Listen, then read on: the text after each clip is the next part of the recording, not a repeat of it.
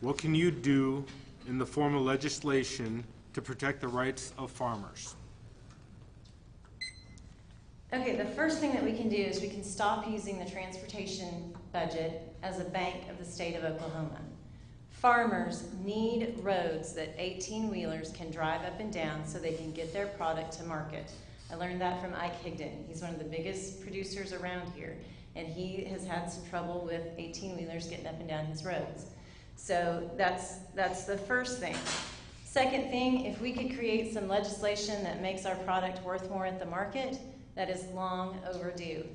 Another thing that legislators can do is when they have an opportunity, like we had with the capital gains tax in the legislature this year, we had an opportunity to let stockbrokers in Nichols Hills understand that they had a shared struggle with every agriculture producer in the world, and we missed that opportunity.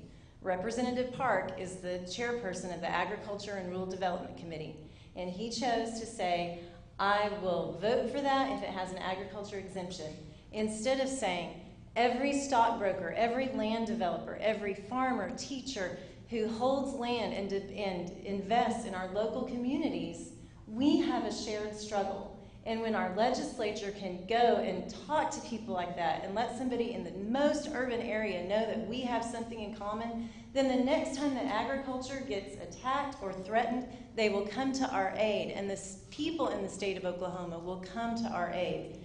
And I just feel like we missed an opportunity there to let people understand that there is a shared struggle with agriculture and rural communities and the most urban communities. First of all, I mean, I would say, as I lead into this question, is I don't know where you're getting your information about me on that. It must be off your Facebook. But anyway, whenever we talk about it, I have protected all of Oklahoma farmers. I will stand up. I will continue to fight for Oklahoma farmers. I'll promote everything that I can agriculturally. And one of the biggest things and key issues is our farm tax exemption for farmers. There was a bill that was trying to come out of the Senate this year. And the thing about it was, if it had ever gotten out of the Senate to deal with our farm exemptions, it was going to come to the Ag Committee, and it was going to be dead on arrival, because I was not going to hear that in my committee.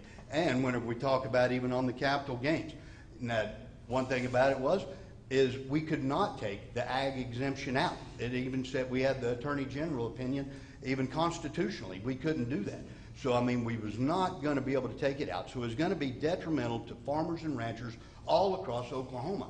And if you think that it's not, you know, would you like to go up to northeastern Oklahoma or northwestern Oklahoma where they had the fires and look at those farmers that lost their livestock, their whole living, and tell them, sorry, you just put another tax on them? I wouldn't.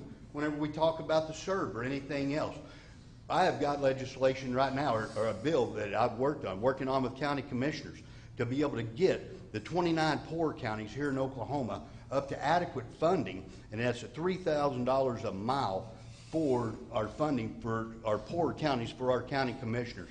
And we've already have cleared the hurdles and know exactly how that we're going to be able to try to get the funding source to be able to do it. And it's funding that is already there, that all we're going to have to do is get it back to some of the poor counties, because the poor counties and poor county commissioners are struggling.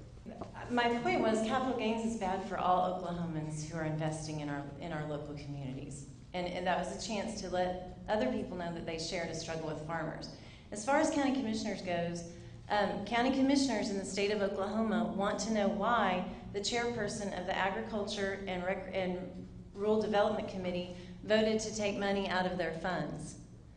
County commissioners are strapped. We already take their transportation fund. They create a 5-year plan ahead of time, and our legislature treats that like the Bank of Oklahoma. And county commissioners in this district are hurting because you were one of the people that voted to take their funds out and spend it on the Department of Human Services or the Health Department when they ran out of money. That's a huge, huge, huge problem that we are all affected by.